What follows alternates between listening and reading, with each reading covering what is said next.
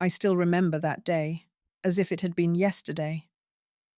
The light in the kitchen was soft, pale from the early morning sky, and yet somehow it felt heavier than usual. I was standing by the window, making tea in the old, chipped teapot we'd had for years. Steam curled up slowly, and I held the cup close to my face, letting the warmth touch my hands, trying to hold on to something steady. That's when I first noticed it. The way my child moved through the house differently. He didn't run. He didn't call out my name with excitement. He just walked past me with a quiet nod and said, "I'm fine, Mum." Just that. Nothing more. I froze. The words were simple, but inside they carried the weight of 1,000 unspoken stories. He was growing up, and I was only just noticing the spaces he was leaving behind. My heart ached in a quiet, slow way that I couldn't shake. I put the tea down and watched him disappear into his room, the soft click of the door marking a distance I had never seen before. Life had always been full of sound in our home. His laughter had once filled every corner, echoing off the walls like a melody I carried with me everywhere. Even when things were hard, even when the bills piled up and the food ran low, his laughter made the house feel alive. Now, I realized, it was quieter, too quiet. And I understood, in that soft, painful moment, that life was changing. My boy was growing up. And I wasn't ready. I had always imagined that I would know exactly when this day would come, that there would be signs I could see, warnings I could heed. But the truth is, it comes quietly. No one prepares you for the day your child stops sharing every thought, every fear, every tiny story that once seemed so important. You just wake up, and they are different. And you have to wake up too, whether you are ready or not. Our home was modest, small but filled with warmth. The walls were painted a soft cream, a colour I had chosen long ago to make the house feel light, even when the clouds gathered outside. The furniture was simple, sturdy, and well used. My old wooden table, scarred from years of breakfast spills and homework assignments, still stood in the centre of the kitchen, a silent witness to countless small family moments. Every corner of the house held memories, some sweet, some bitter, all ours. I thought back to the early days, when my child was just learning to walk. I would hold him tightly, feeling the tiny heartbeat against my chest, guiding him as he wobbled from one foot to the other. Every step was a miracle, every laugh a triumph. And now, decades later, the steps were still there, but the wobbles were gone, replaced by a confident stride that didn't always include me. I remembered the mornings when he would bound into the kitchen before school, shouting over breakfast, telling me about dreams he had or fears that had kept him awake. I would listen, nod, sometimes offer advice, sometimes just hold his hand and say, "I'm here." Those moments felt endless then. I never thought they would end, but they did, slowly, quietly, one day at a time. The day he stopped telling me, everything was not marked by a single dramatic event. There was no argument, no harsh word, no slammed door. Just small things.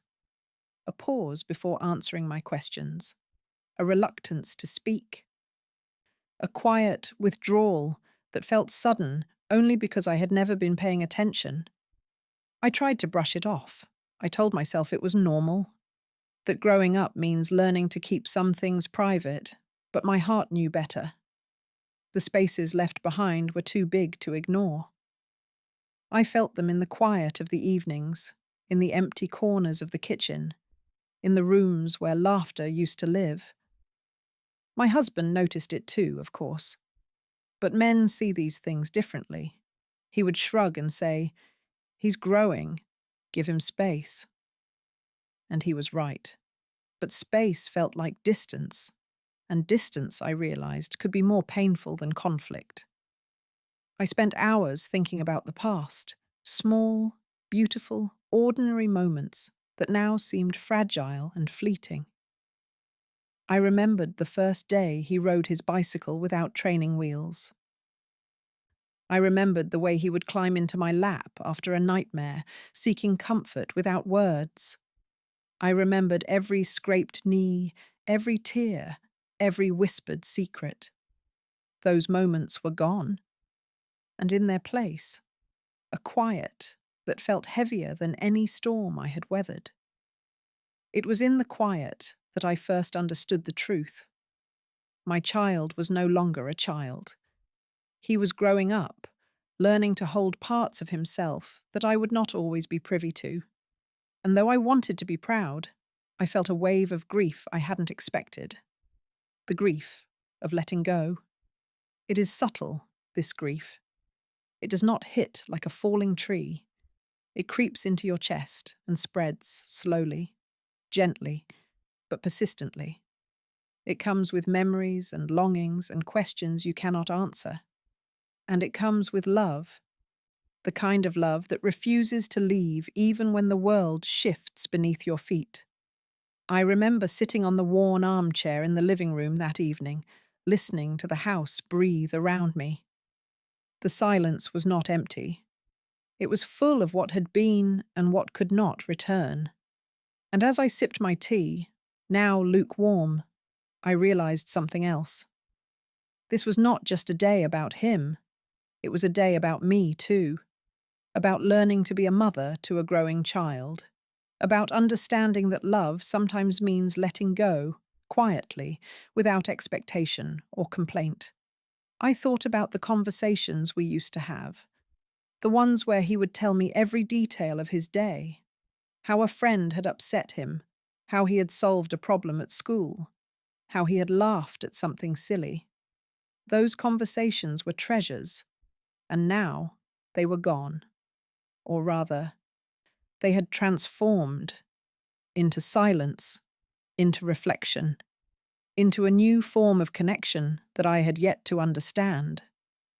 It was in that silence that I promised myself I would pay attention, that I would learn the language of growing up, the subtle cues and shifts that signaled change, that I would be there, without forcing, without demanding, without trying to capture what was no longer mine to hold. Because love, I realized, is not always loud. Sometimes love is still, sometimes love is quiet, and sometimes love is simply presence, a gentle witness to a life unfolding, even when it unfolds beyond your hands. And that day, as I watched him disappear into his room, I understood. This was the moment I had been waiting for all along. Not to grieve, not to resist, but to witness, to accept, to love in a new way. The house felt different that night. Softer, quieter, but not empty. I felt the weight of the years behind us, and the promise of years ahead. And though my heart ached for what had passed, it also swelled with hope for what was yet to come. Because even as children grow, even as they stop telling you everything, even as they forge their own path, they still carry you with them. In the laughter, in the tears, in the small choices they make. And one day, they will look back, and you will be there, waiting with open arms and a heart full of understanding.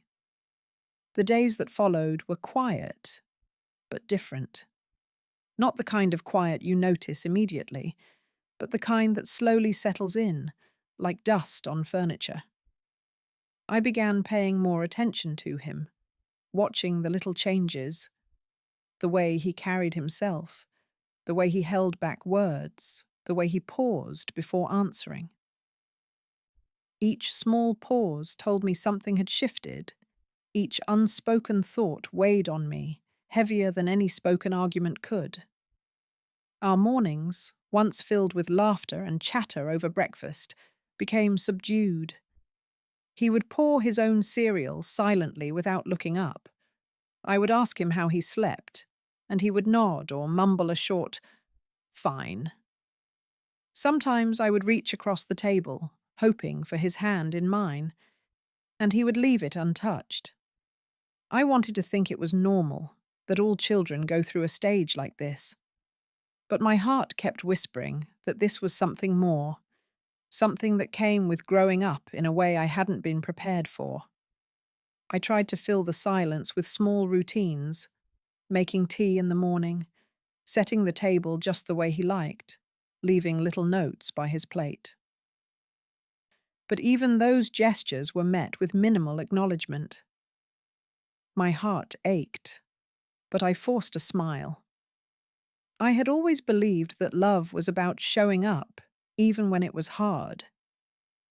I remembered the day he had started school, the first day when I dropped him off and held him tightly, afraid of what the world might do to him.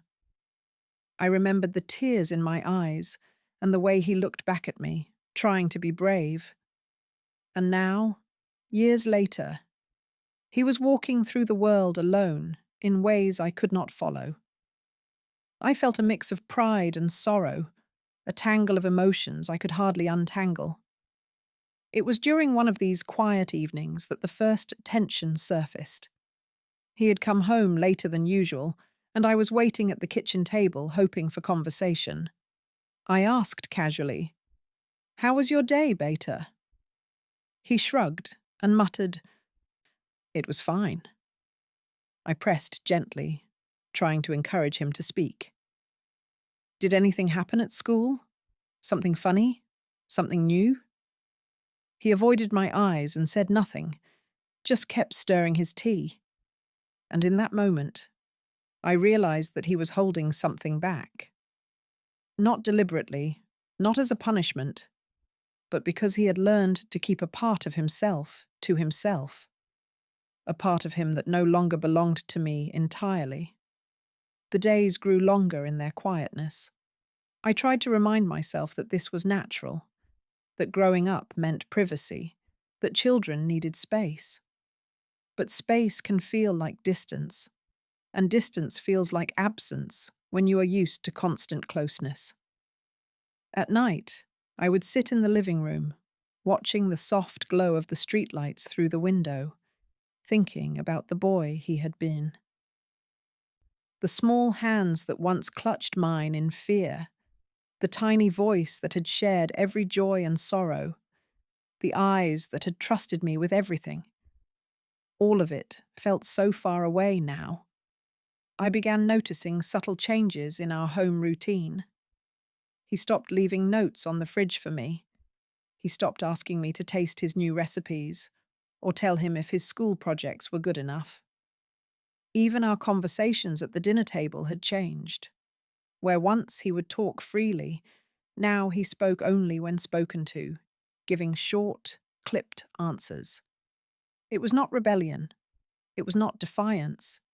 It was quiet, gentle, and heartbreaking. One evening, as I washed the dishes after dinner, I caught a glimpse of him in the doorway, hesitating before entering the living room. I said softly, "Come sit with me, Beta." He nodded, but didn't move closer. He leaned against the doorframe instead, eyes downcast, and muttered something I couldn't hear. I felt a pang of longing I hadn't expected. I wanted him to climb into my lap, to tell me about his day, to share every tiny detail as he used to. But he didn't. And that night, I went to bed with a heart heavier than usual, realizing that our closeness was slowly shifting. The next morning, I tried to be patient. I reminded myself that he was growing, that he was learning to navigate his world, that this was a part of life. But patience can wear thin when your heart is aching for connection. At school, I would hear snippets from neighbors or friends. "He's so quiet these days." "He doesn't tell me anything anymore." And while I nodded and smiled, inside, I felt the truth that these small shifts were part of a larger transformation, one I had to learn to accept. I tried to reach him in subtle ways, leaving little messages in his books, asking his friends what he enjoyed doing, trying to be present without being intrusive. Some days, it worked. He would smile briefly, acknowledge my efforts, and for a moment, it felt like the old days. But those moments were fleeting. The tension inside me grew, not because he was distant, but because I felt powerless. I had always been the one he turned to, the safe place, the listener. Now he was discovering himself in ways I could not follow, and while I understood that was necessary, it left me feeling empty. One rainy afternoon, I remembered a story he had told me years ago about a boy at school who had to face challenges alone. I had listened, comforted him, reassured him that I would always be there. And now, ironically, it was my turn to face the challenges of letting him grow without interference. I found myself walking past his room more often, listening to the faint sounds of him talking to his friends, laughing quietly, or sometimes sighing in solitude. I wanted to knock, to ask, to reach in, but I stopped myself. I reminded myself that love sometimes meant stepping back, that growing up required space, that he needed to learn to carry parts of his heart on his own. Still, my heart ached. The quietness of our home began to weigh on me in new ways. I noticed the empty spaces in the kitchen where he used to sit. I noticed the unused notebooks on his desk, the unopened letters, the backpacks leaning against the wall untouched. Each small absence reminded me of how much he was growing, how much was shifting, and how little I could control. And then, the first real tension arrived. It was a simple request on my part. I asked him to help set the table for dinner. Nothing more. Just a small, ordinary request. But he hesitated, rolled his eyes slightly, and said, "I'll do it later." It was not a refusal. It was not disrespect. But it carried a weight, a subtle resistance that hadn't been there before.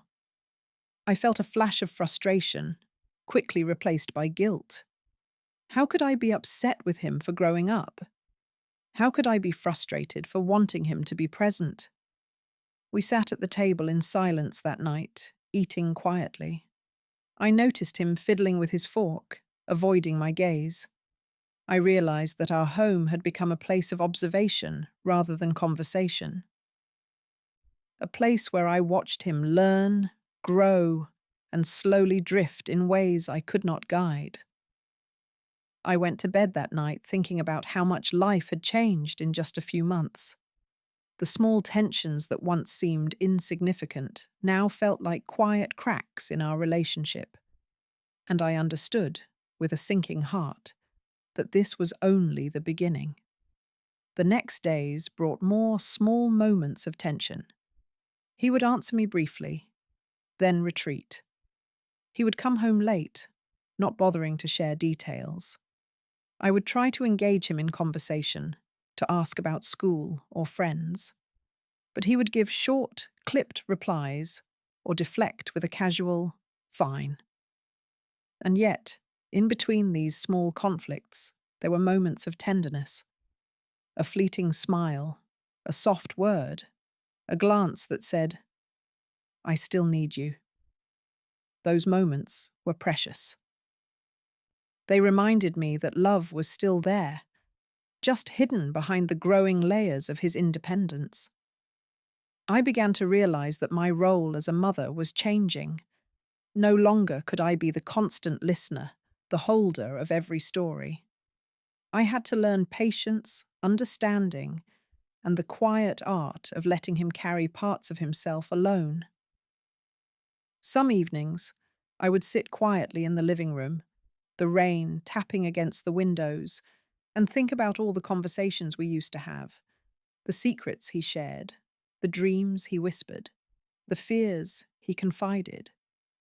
And now, those moments had transformed into silence, or rather, they had evolved into something new, something I had yet to understand. It was a strange mixture of pride and sorrow. Pride that he was growing into a young man, capable of navigating his own world. Sorrow that the closeness we once shared was shifting.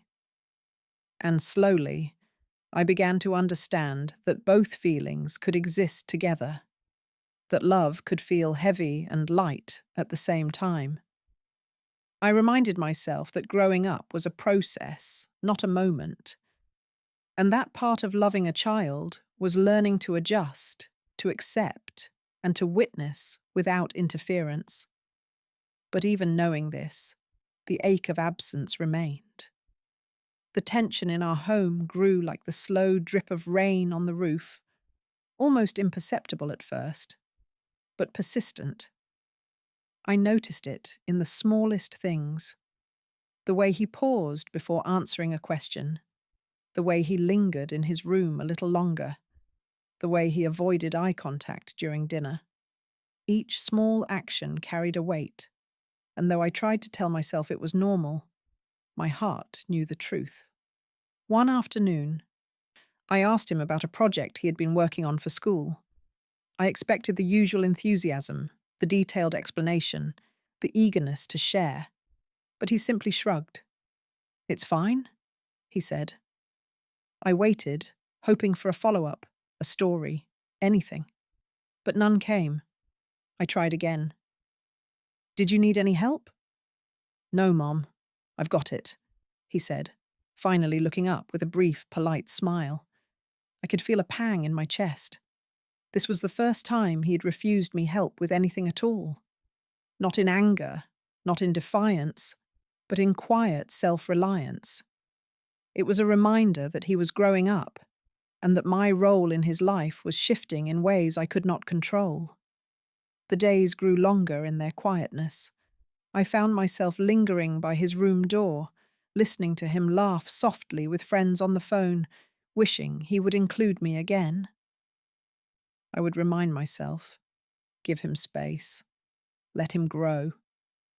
But the ache of absence was strong, a slow burn in my chest. Then came the first real misunderstanding. I had asked him to take out the trash one evening. A small request, nothing more. But he had been busy with homework, and in his quiet way, he said, "I'll do it later." I felt a sudden rush of frustration, though I quickly stifled it. I reminded myself, he's growing.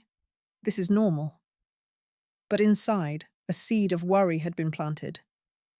"Please just do it now," I said softly. He looked up, startled. "Mum, I said I'll do it in a minute. Why are you always on me?" It was the first time I heard a hint of impatience in his voice toward me.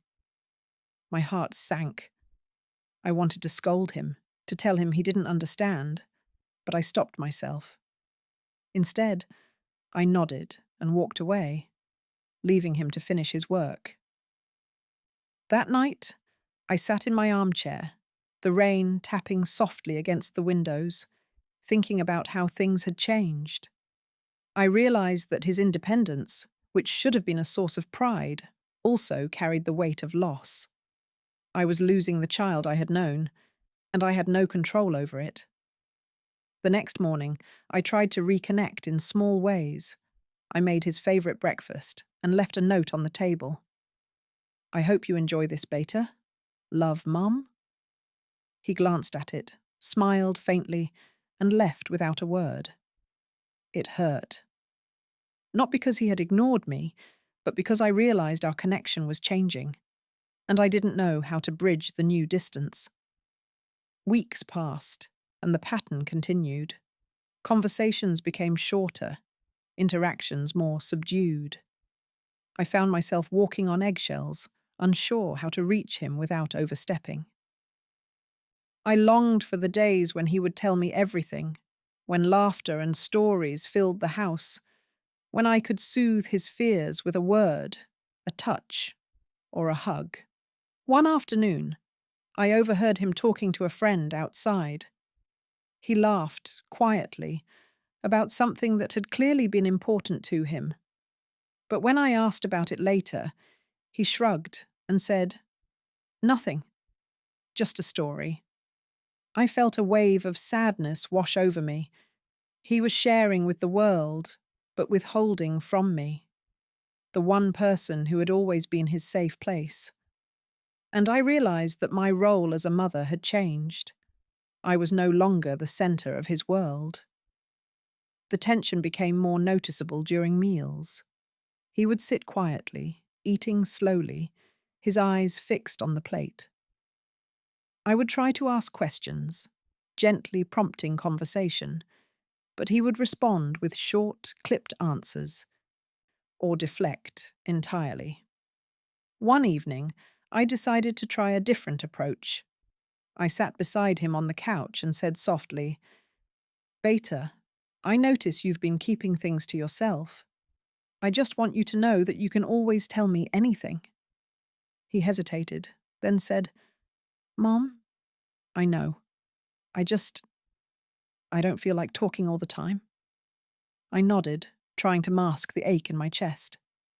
"I understand," I said. "I just want you to know I'm here, whenever you're ready." He smiled faintly and returned to his homework. The moment passed quietly, but I felt a sense of relief. At least he hadn't pushed me away entirely. But the distance remained, a quiet tension that neither of us could fully explain. The house felt heavier with silence. Even the smallest interactions carried a weight of unspoken feelings. I noticed him sighing softly when he thought I wasn't watching, leaning back in his chair, eyes distant. I realized he was carrying emotions he didn't yet have words for, and I couldn't help him unpack them. One night, I sat alone in the living room after he went to bed. The rain fell steadily outside, and the shadows of the room seemed longer than usual. I thought about the boy he had been, the one who had run to me with every story, every fear, every joy, and felt the ache of loss. Not a dramatic loss, but a slow, steady one that filled my chest with quiet sorrow. I remembered his small hands, the way he would reach for mine when he was scared, the way he trusted me with his dreams. And now, he was holding those parts of himself closer, sharing less and less. I realized that the very act of growing up required this distance, and yet it hurt me deeply to witness it. The tension reached its peak one evening when he came home later than usual, quiet and distracted. I asked him gently where he had been, expecting a simple answer. Instead, he muttered, "I was at a friend's," and didn't offer any more details. I felt a flash of worry and frustration. "Is everything okay?" I asked softly. "Yes, Mom. I told you I'm fine," he replied, a little sharply this time. The tone startled me. Not anger, exactly, but a firm boundary I had not crossed before. I realized that he was asserting his independence, learning to navigate the world without me at every turn. And though I wanted to be proud, I also felt the sting of distance. That night, I reflected on our journey. I understood that this was part of growing up, part of life's natural rhythm. Children must carve their own paths, explore their own identities, and learn to carry parts of themselves alone. But accepting this truth did not make the heartache disappear. It only softened it, allowing me to witness without interfering. I also realized that my love needed to adapt. It could no longer be about constant guidance or shared secrets. It had to become a steady presence, a quiet support that allowed him to grow while still offering warmth and safety. And so, each day became a delicate balance. I watched him from a distance, letting him take the lead, celebrating the small moments when he shared a smile, a laugh, or a word with me. And in those moments, I felt a glimmer of hope that our bond, though changed, remained unbroken. I learned to speak less, to listen more, to offer presence without pressure.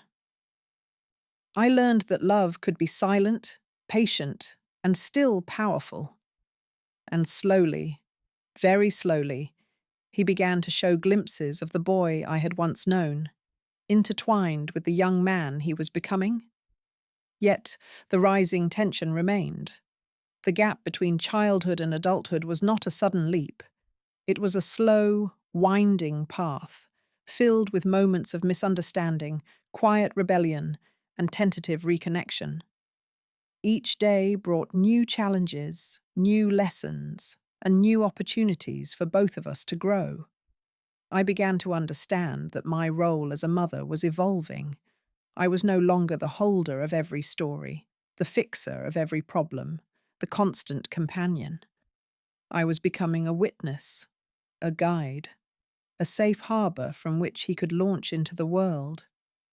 And while this realization brought pride, it also brought a quiet grief for the closeness we had once shared.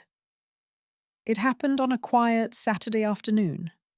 The sun was pale behind the clouds, casting soft shadows across our small living room. I had been sitting at the table, tidying up some papers, when I noticed him moving slowly through the hallway. Something in his posture caught my attention, a weight he had not carried before. He seemed smaller, yet heavier somehow, burdened by thoughts I could not reach. I called softly, "Beta, can we talk for a minute?" He hesitated, then nodded. He came and sat across from me, hands folded, eyes lowered. The silence between us was long, filled with the echoes of months of unspoken words. I I didn't tell you because I didn't want to worry you," he began finally, his voice low, hesitant.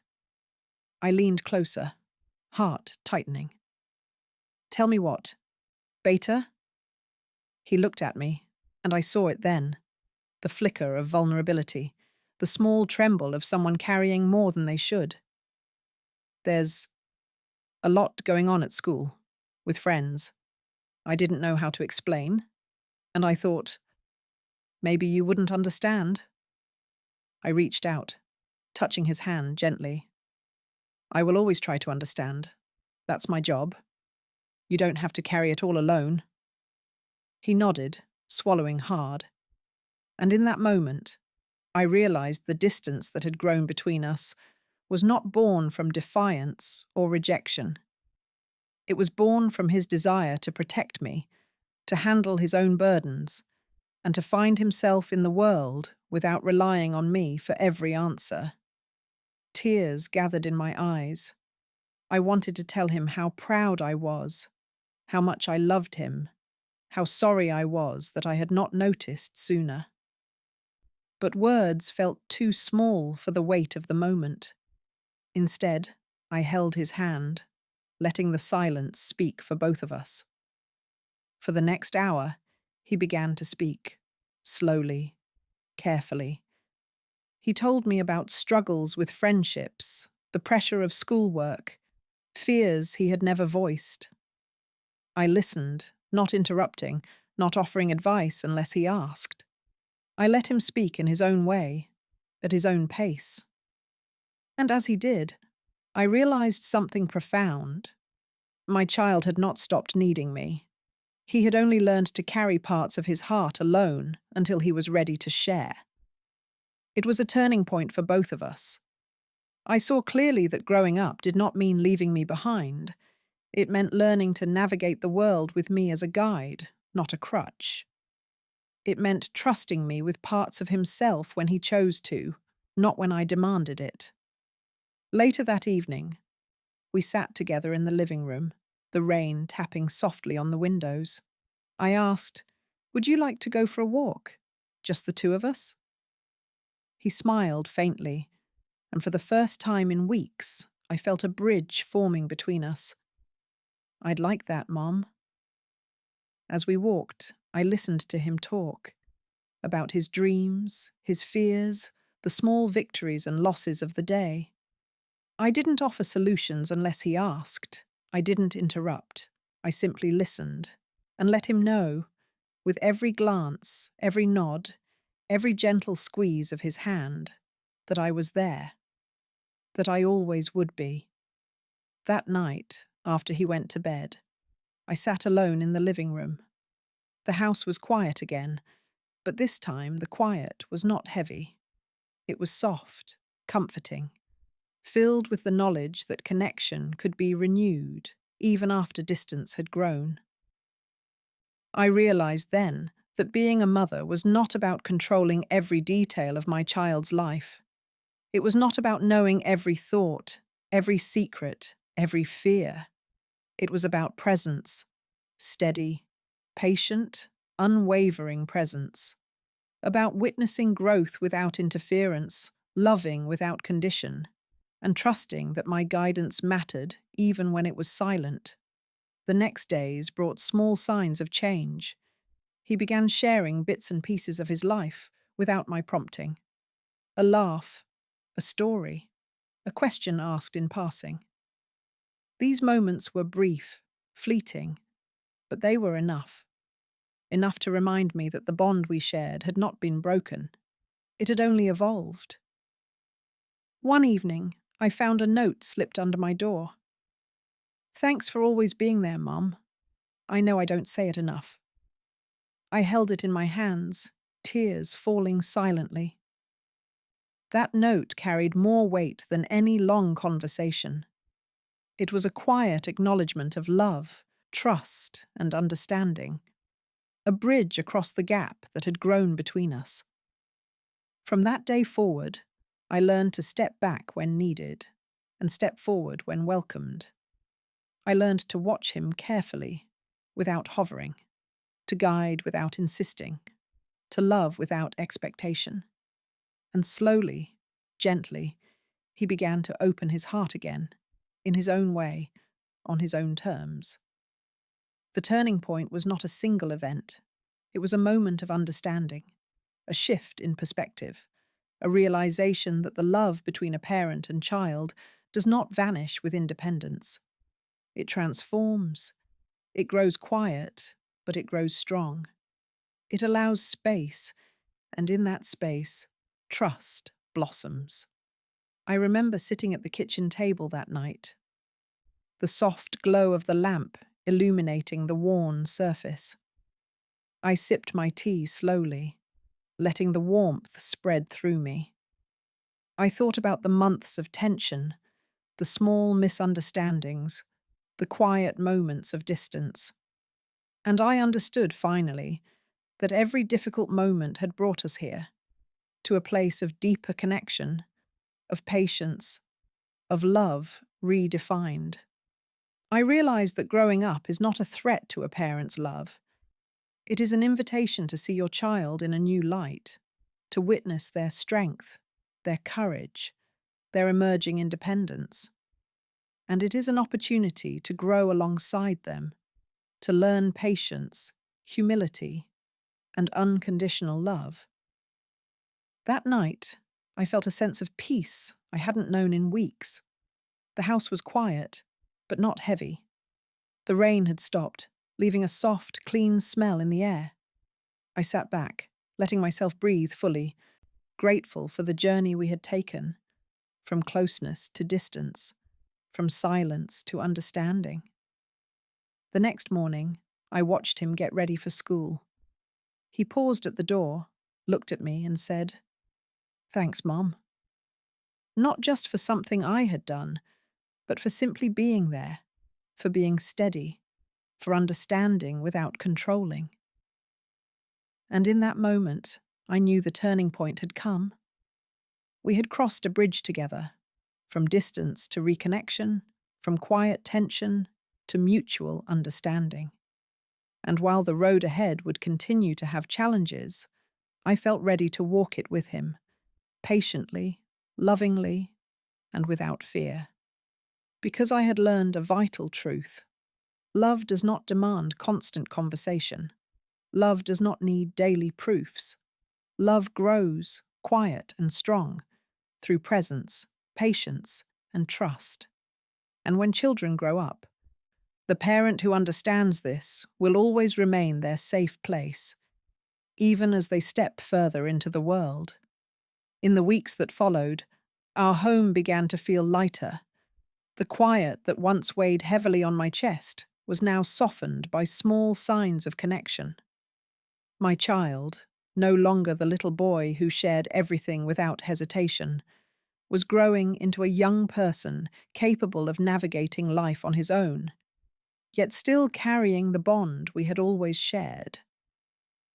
I noticed subtle changes in our daily routines.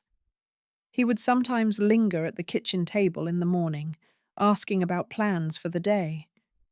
He smiled more easily, though it was a quiet, thoughtful smile rather than the loud laughter of his childhood.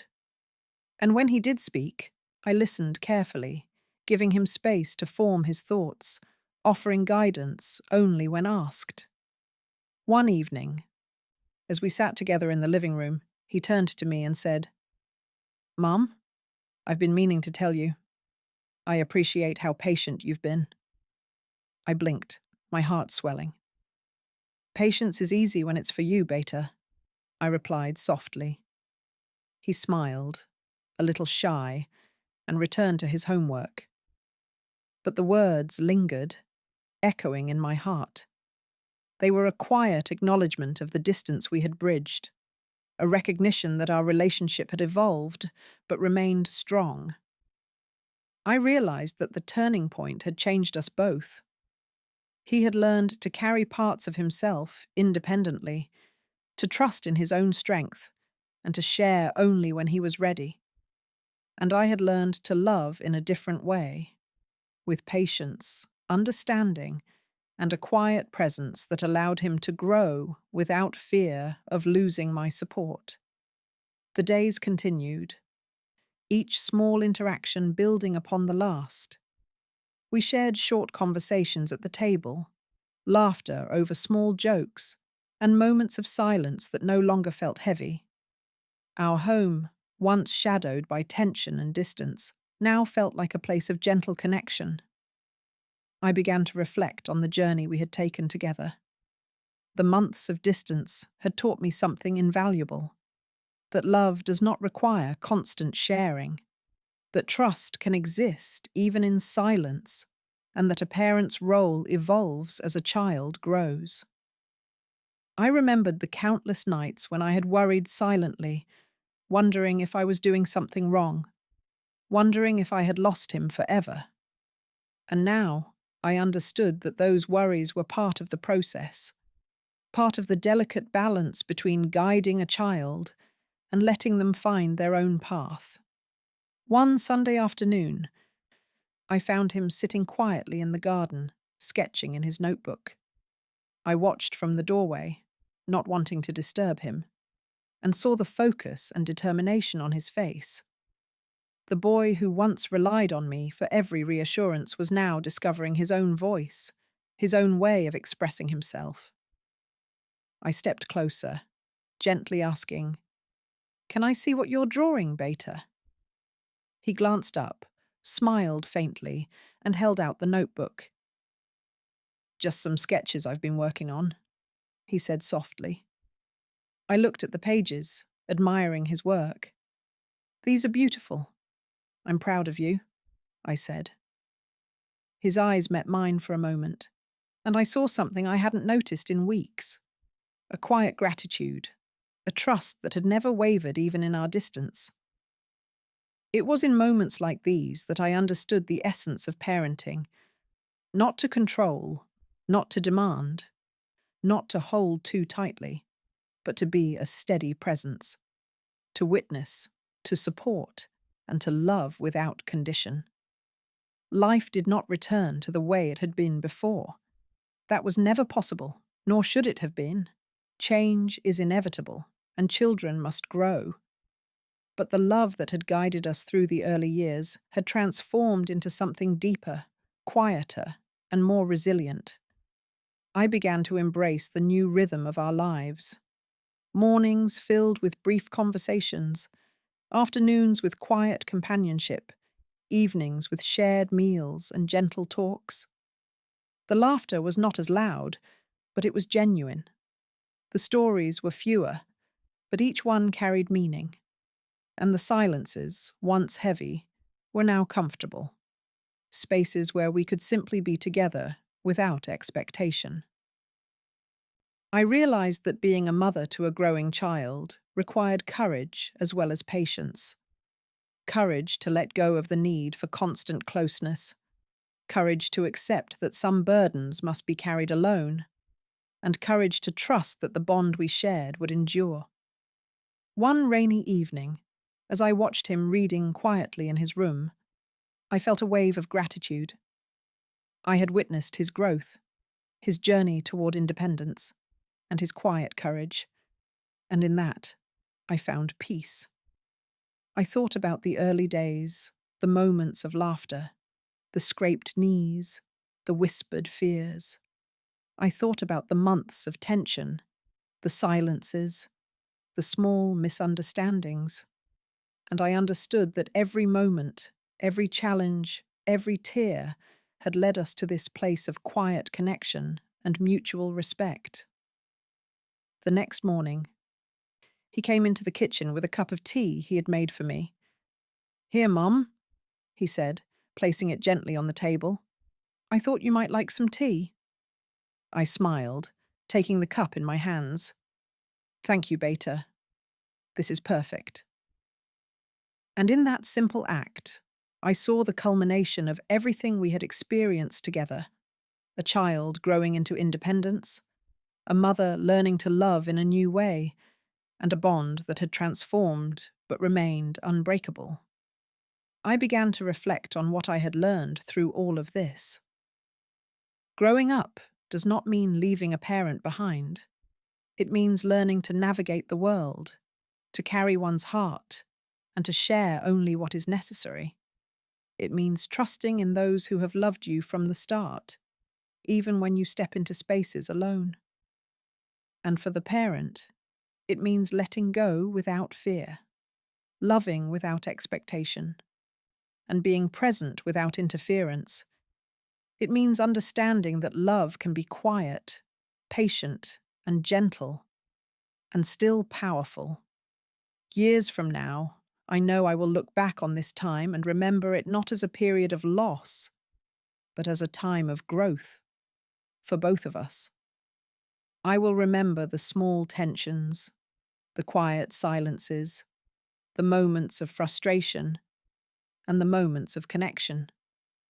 I will remember the turning point when he first opened up, and the days that followed as we rebuilt our bond with understanding and patience. I will remember, most of all, that love endures.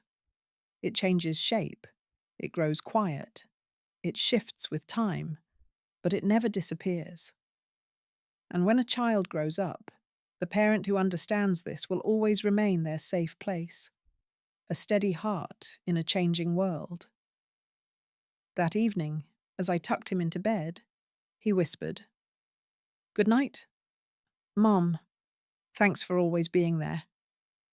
I kissed his forehead, holding him for just a moment longer than usual. "Always, Beta. Always," I whispered back. As I walked back to the living room, the house was quiet, but not heavy. The day had been ordinary in its events, but extraordinary in its meaning. I understood now that the greatest gift we could give each other was trust, patience, and presence. And I felt a quiet joy, knowing that no matter how far he grew, we would always be connected by love. I sat down in my armchair, holding my cup of tea, and watched the soft light of the evening fill our home. I thought about the journey we had taken, from the days of constant conversation, to the months of tension and silence, to the moments of understanding and reconnection. Every step had been necessary. Every challenge had been a lesson. Every quiet moment had been a gift. And in that gentle reflection, I understood the truth of motherhood. Children grow, But love remains. It transforms. It becomes patient, steady, and resilient. It allows them to step into the world, to discover themselves, and to return when they are ready, knowing that a heart at home will always welcome them. I closed my eyes for a moment, taking a deep breath, letting the peace settle into me. And I whispered softly, as if the walls themselves could hear. No matter how much you grow, no matter where life takes you, my love will always be here. I am here. I have always been here. And I always will be. And with that, I felt the quiet fulfillment of a journey completed, not in distance, not in silence, but in love. Steady, enduring, and unbreakable. Thank you for being here. Remember to like, share, and subscribe for more stories.